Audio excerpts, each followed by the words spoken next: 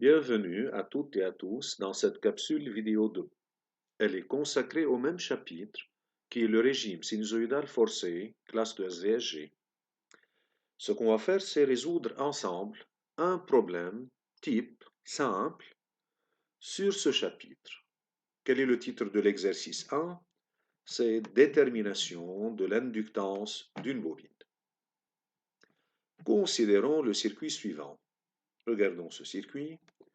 Entre A et B, on a une tension U qui varie avec le temps, c'est U fonction du temps. Le courant, il est fléché sortant de A et revenant à B, donc ici en d'autres termes j'ai un GBF. Ce que je vois après, il est en mode sinusoïdal et avec une certaine fréquence. À quoi est relié ce générateur, cette prise de tension AB? Elle est reliée à une bobine d'inductance L, de résistance négligeable, sous-entendu, et un conducteur ohmique de résistance grand R. Ce qu'on nous a donné, c'est que grand R vaut 200 ohms. Commençons par résoudre ensemble le problème, on va lire les questions et le travailler ensemble. Donc, c'est un circuit RL. Le courant vient de A, traverse L, passe par N, revient à B, mais n'oubliez pas ce qu'on a dit en classe, c'est un courant alternatif sinusoïdal, donc le sens choisi est un sens conventionnel, arbitraire. C'est comme dire que ça c'est le sens positif.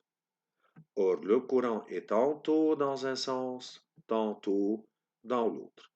Lorsque le courant traverse ce sens positif, il est considéré plus, et lorsque le courant passe dans le sens opposé, il sera considéré moins. Première question, mettons-nous au travail. Indiquer et marquer les branchements de l'oscilloscope pour visualiser U de T en voie 1 et UR en voie 2. U de T en voie 1, U de T c'est entre A et B. En d'autres termes, c'est entre C et M, parce que entre A et C, il y a un fil de connexion, donc ces deux points sont reliés. B et M sont encore reliés par un fil de connexion, donc c'est un seul point. Ce sont deux points identiques. Comment je vais faire? Pour voir la tension UAB ou bien UCM, je dois mettre l'entrée en C et la masse en M. Ça, c'est la voie 1. Pour voir UR en voie 2, quelles sont les bornes de R? D et M. Donc, je dois mettre l'entrée 2 en voie D et la masse en M. Faisons. Voilà le problème qui est le même. Je l'ai placé sur Active Inspire. C'est le circuit. On va mettre les branchements. Voilà. Disons en rouge. L'entrée 1. Voilà. Ça, c'est l'entrée 1. La masse, je vais mettre la masse en M. Voilà. Et la masse a ce symbole-là. Voilà. Bon. Ça, c'est la voie 1. Donc, je vais mettre ici Y1. Pour la voie 2,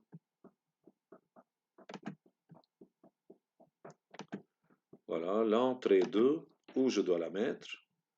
Y2 au même point ici. Ça, c'est l'entrée 2. Donc, je vais mettre là Y2 et la masse au même point. Ça, c'est la masse qui est là. Voilà. On ne va pas l'écrire parce que ce n'est pas très beau ici. Enfin, donc, on nous a demandé de faire voir les branchements de l'oscilloscope de façon qu'il me visualise UT sur la voie 1. Bon, U de T, c'est entre A et B, c'est comme C et M. Donc l'entrée en C, la masse en M. UR, qui est celle-là, quels sont les bornes de R, D et M. Donc l'entrée en D, la masse au même point. N'oubliez pas, dans un seul circuit, je ne peux avoir qu'une seule masse.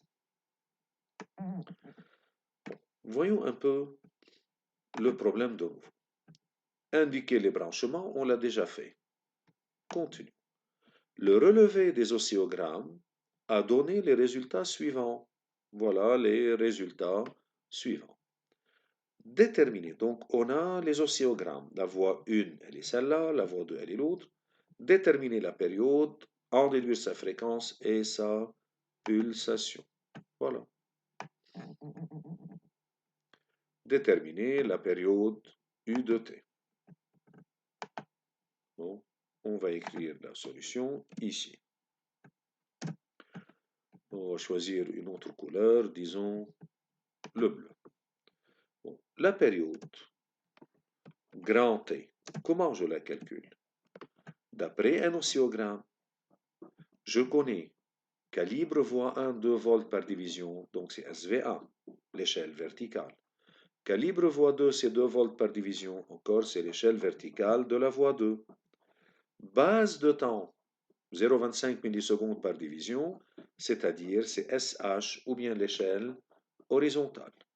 Comment je vais trouver la période? La période, c'est SH, comme vous savez, fois X correspondant à une période.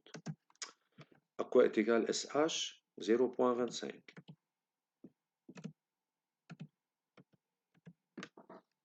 Voilà. Fois une période. Je peux prendre la voie 1 ou bien la voie 2 parce que les tensions ont même fréquence, sont synchrones. Si je prends cette voie 1, ça c'est le 0, jusqu'au deuxième 0, c'est la moitié d'une période, jusqu'au troisième 0, c'est une période complète. Donc, une division, 2, 3, 4, 5, 6, 7 et 8. Une période occupe 8 divisions, donc fois 8. Ce qui fait que c'est égal à 2 millisecondes, soit 2 par 10 exposant moins 3 en secondes. Bon, ça c'est la période. Comment je calcule la fréquence? Vous savez très bien, F égale 1 sur T. Et donc, c'est égal 1 sur 2 par 10 moins 3, oui. Ce qui fait que c'est égal, c'est 1000 sur 2, donc 500 Hertz. En déduire la pulsation oméga. Bon, cherchons oméga ici, dans les grecs. Grec, ça c'est oméga. Bon. Oméga, comment je calcule? Oméga, c'est 2 par pi par f. C'est 2 pi sur t, ou bien 2 pi f. 2 pi f, c'est-à-dire c'est 1000 pi. Quelle est l'unité de oméga? Radian par seconde, ou bien radian seconde moins 1. Donc, avec les oscillogrammes, bien sûr, je peux trouver la période, en déduire la fréquence et en déduire la pulsation. Quel oscillogramme j'ai utilisé? N'importe. Dans un même circuit, toutes les tensions sont synchrones. UG, UR, UL, n'importe quelle tension, dans un même circuit en série, bien sûr, les tensions sont synchrones. Deuxième question, B. Déterminer. Qu'est-ce qu'ils veulent que je détermine? Les valeurs maximales et les valeurs efficaces des tensions U de T et UR. Bien sûr, c'est toujours lecture graphique. Donc, j'ai un oscillogramme, j'ai deux oscillogrammes. Ce sont toujours les mêmes problèmes au bac. On doit exploiter ces tensions visualisées sur l'écran d'un oscilloscope, les oscillogrammes. Comment je peux trouver les valeurs maximales de la voie 1? Bon, Y max Le nombre de divisions qui correspond à l'amplitude, c'est 1, 2, 3, 4. Bien sûr, je ne vais pas dire que l'amplitude est égale à 4, parce que c'est 4 divisions. Je vais la multiplier par quoi? Par l'échelle verticale, ce qu'on appelle la sensibilité verticale. Donc,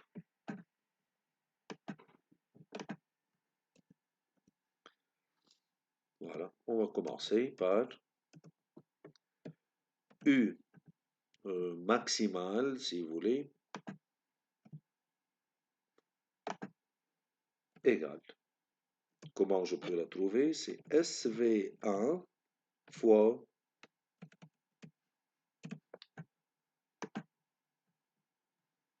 SV1 fois Y maximal. Et donc, c'est égal. SV1, c'est 2 volts. Travaillons en bleu.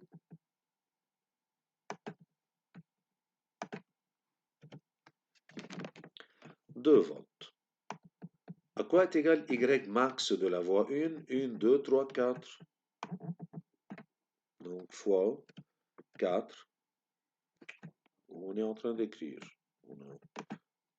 Non. Il nous joue des tours, celui-là. Donc, fois 4 égale à 8 volts.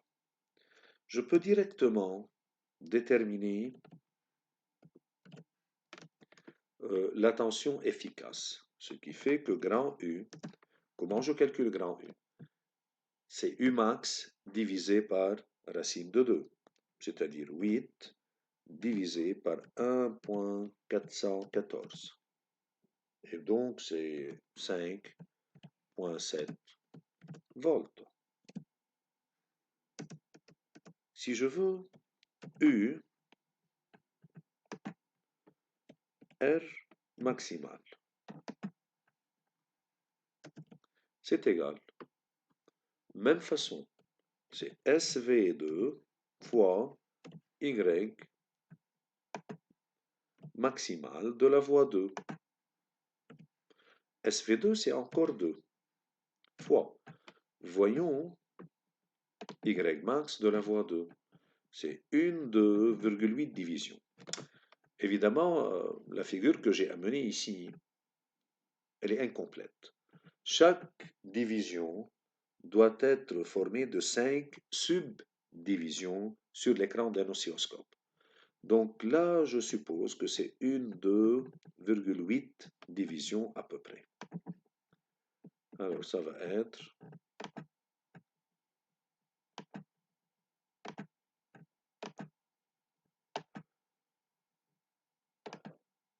fois 2,8, ce qui fait que j'ai 5,6 en volts. Ce qui va me donner que U R efficace est égal à 5,6 divisé par racine de 2, 1.414. C'est égal à peu près à 4 volts. Bon, petit c. Quelle est la valeur efficace grand I de l'intensité? Voilà. Comment je peux trouver la valeur efficace? Toujours UR à chaque instant t égale grand R par I à chaque instant t. C'est la loi d'Ohm au bord d'un conducteur ohmique. De même, UR maximal égale grand R par I maximal. De même, UR efficace égale grand R par I efficace. Alors, je peux facilement en déduire U. On va la reprendre en bleu, celle-là. U. R, je vais commencer par URM. Égale grand R par grand I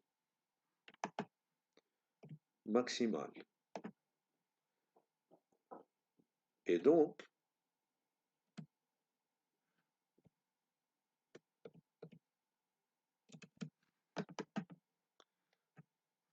voilà, ce qui va me donner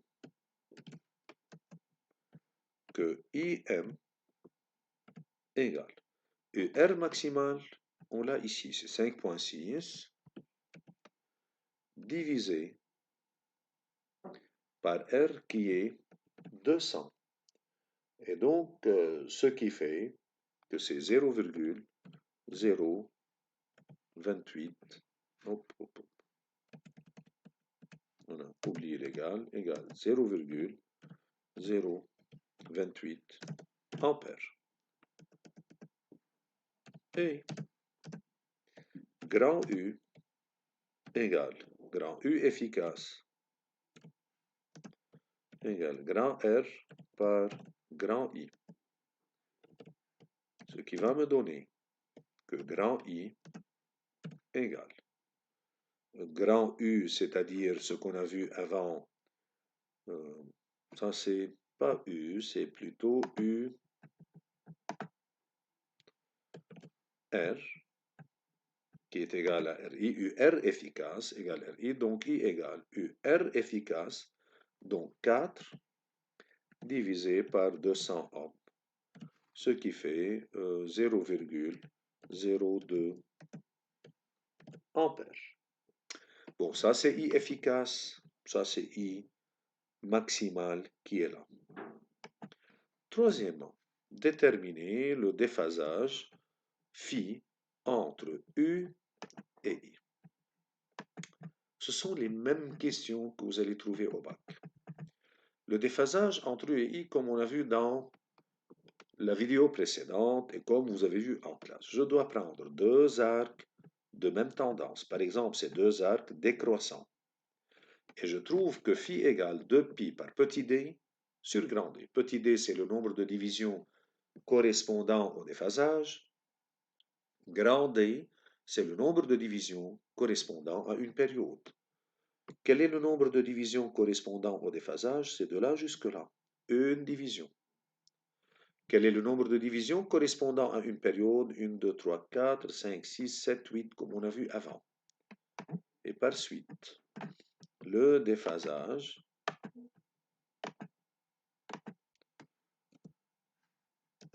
voilà, en valeur absolue, on va chercher le phi en valeur absolue, où est le phi? Elle est là, est égal, revenons au bleu, 2 pi petit d sur grand D, ce qui fait égal 2 pi par une division sur 8. Et donc, c'est égal à pi sur 4. En quelle unité? En radian. Ça, c'est le déphasage en valeur absolue.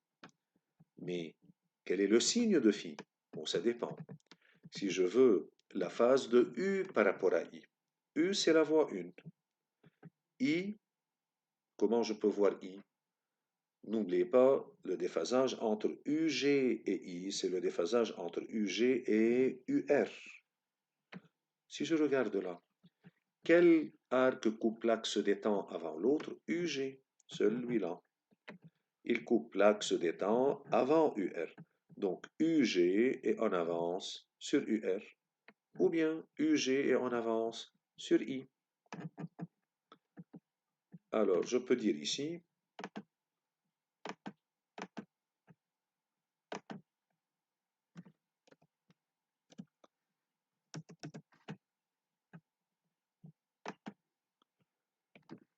que UG est en avance sur I. le UG, c'est U de T. Donc,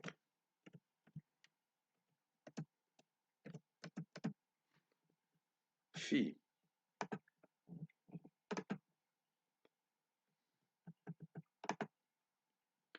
de U par rapport à I est égal à plus pi sur 4. Voilà. Parce que U est en avance sur I, donc le déphasage entre U et I doit être positif. Je continue. À quoi voit-on sur les oscillogrammes que le circuit est de nature inductive? Encore rappelez-vous de la vidéo et de ce que vous avez appris dans le cours.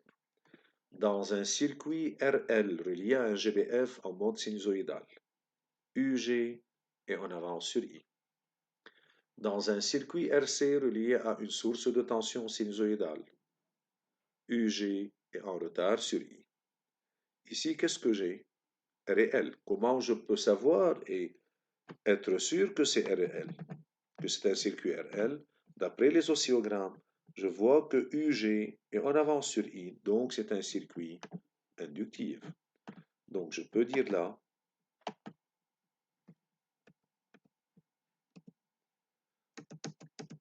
car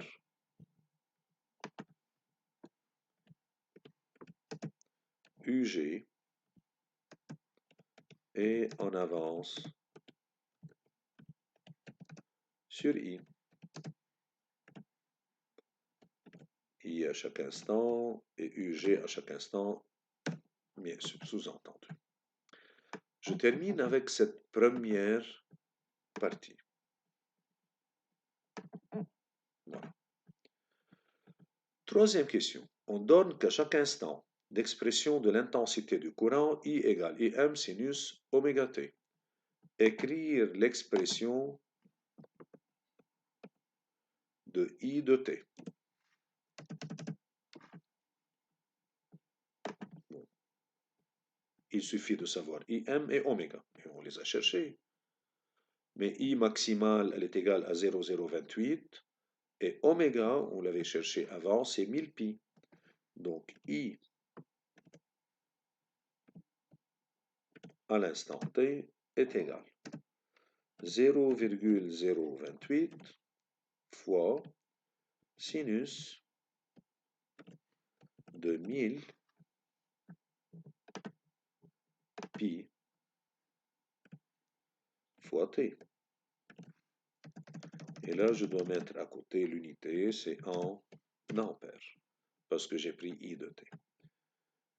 Déterminer l'expression de UR du temps.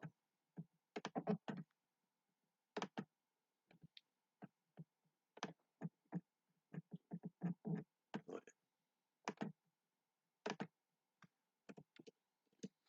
Ouais. Comment je cherche UR en fonction du temps?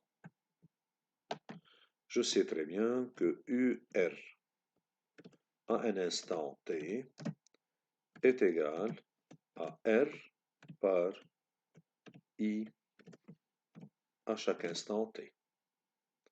Eh bien, je connais UR, je connais R, pardon, et je connais I. Et je peux la faire d'une autre façon, bien sûr, mais on va utiliser celle-là. R est égal à combien? À 200. 200 par 0,028 par sinus de 1000 pi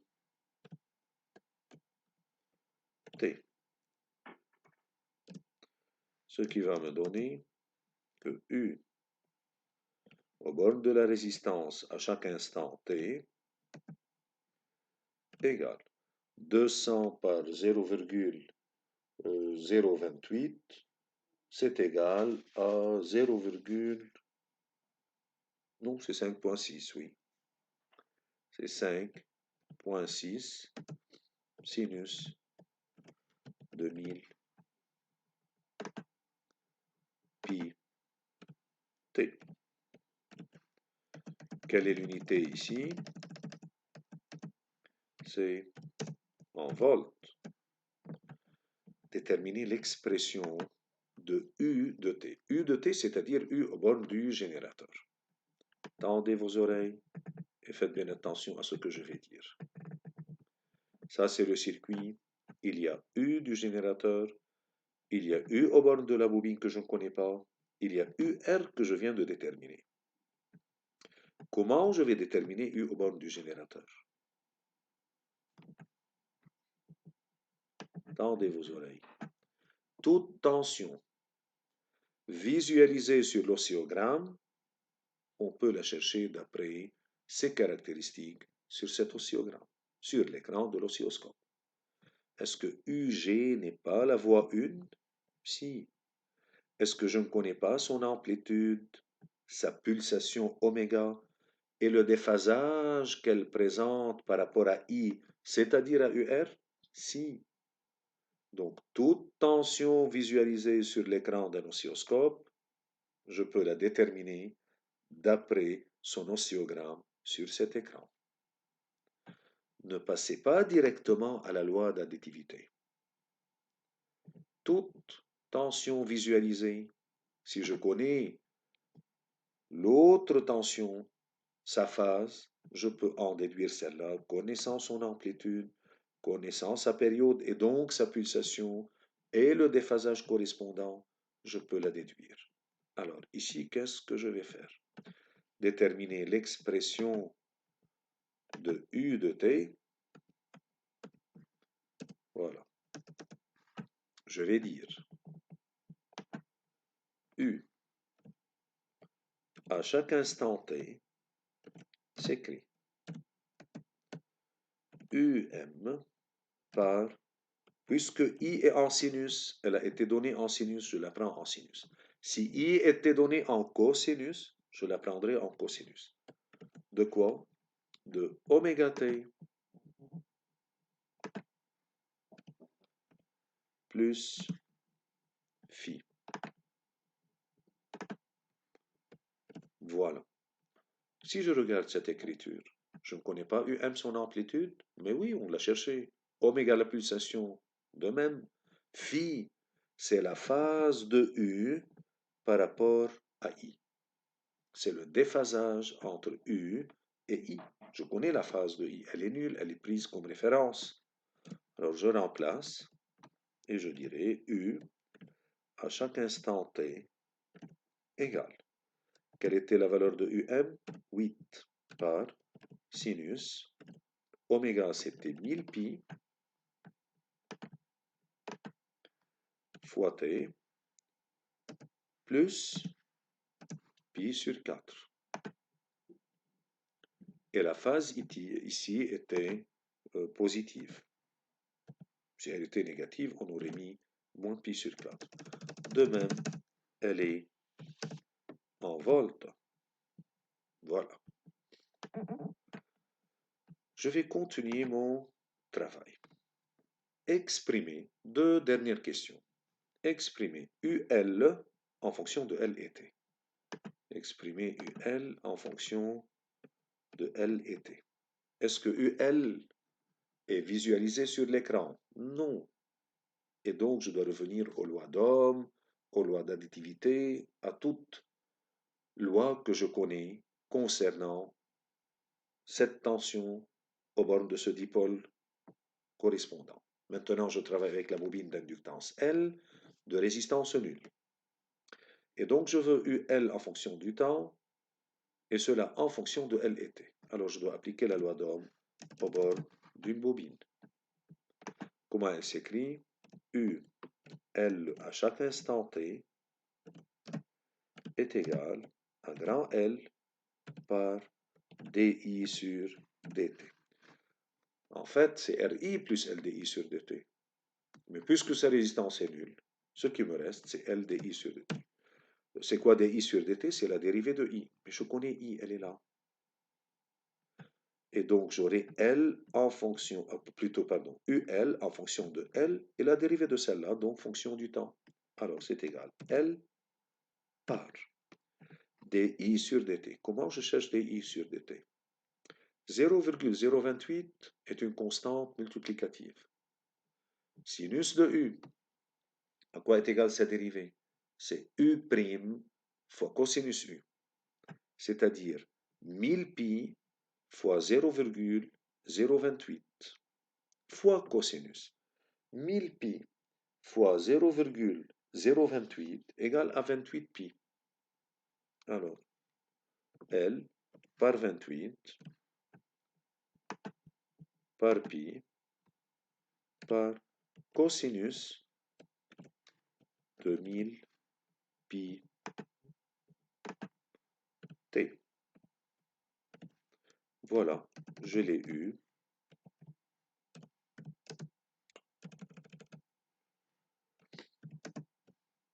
Je l'ai eu, UL en fonction de L et T. Et puisque j'ai fait un calcul numérique, je dois indiquer dans quel système j'ai travaillé, dans le SI, donc en volt UL. Dernière question, qui est la question classique, toujours au bac. On me dit, en appliquant la loi d'additivité des tensions et en donnant à T le temps, une certaine valeur particulière, déterminer la valeur de l'inductance L de la bobine. Parfois, si j'ai un circuit RLC, on me dira en appliquant la loi d'additivité des tensions et en donnant à T deux valeurs particulières, déterminer la valeur, disons, de petit r par exemple, la résistance de la bobine et L son inductance. Ici, j'ai une inconnue, donc il me faut une certaine date particulière. Commençons par le travail pour terminer cet exercice type bac. En appliquant la loi d'additivité, quelle est la loi d'additivité? U aux bornes de t, U à l'instant t, pardon, aux bornes du générateur égale U L à chaque instant t plus U R à chaque instant t. C'est la loi d'additivité à chaque instant. U aux bornes du générateur égale UL plus UR. Qu'est-ce que je vais faire? Remplacer. Que vérifie U? Elle est là devant moi. 8 sinus 1000 pi t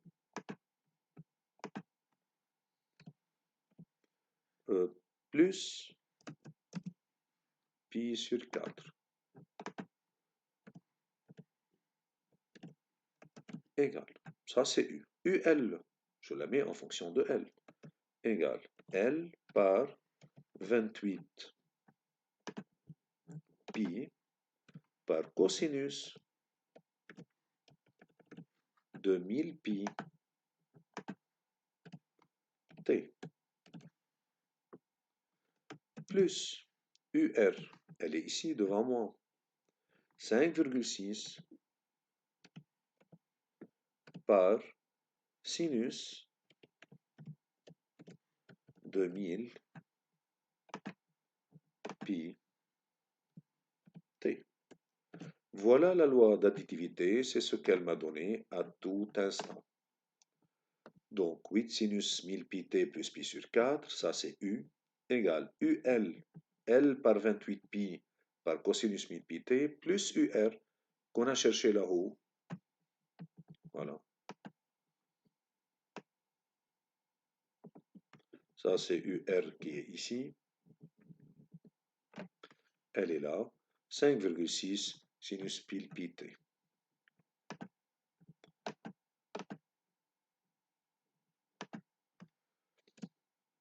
Bon. On me dit en appliquant la loi d'additivité, je l'ai appliquée, en donnant à t une valeur particulière. Cette écriture est vraie à tout instant. Et donc, je peux prendre des valeurs particulières autant que je veux. Laquelle me convient ici? Bon, là, c'est en cosinus. Si je prends t égale à 0, ça ne va pas sauter. Ça ne va pas s'annuler. Cosinus de 0, c'est 1. Alors, je peux prendre comme date particulière. Par exemple, pour t égale 0. J'aurai. Qu'est-ce que j'aurai ici? 8 par sinus 1000 pi fois 0, c'est 0, plus pi sur 4, donc il me reste pi sur 4.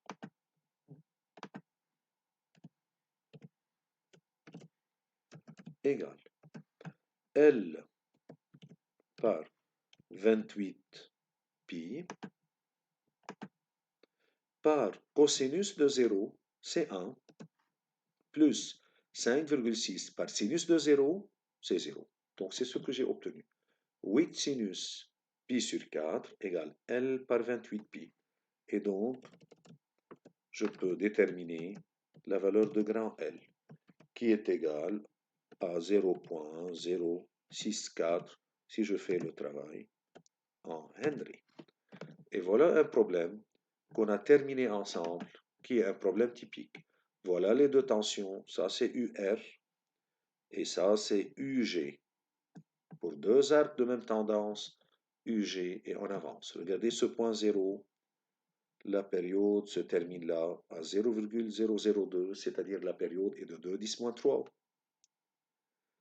Et bien sûr, c'est ce qu'on a vu maintenant dans cet exercice ensemble. J'espère que vous avez profité. Je sais un exercice, le résoudre en vidéo n'est pas trop captif, n'est pas trop beau à faire ensemble. Mais voilà, pour vous aider, j'aimerais que vous travailliez un peu ce problème, le reprendre. Vous pouvez reprendre la donnée qui est là, lire lentement le problème, arrêter la vidéo, prendre les questions, travailler sur celle-là, sans regarder la solution. Je vous remercie pour votre attention et à bientôt.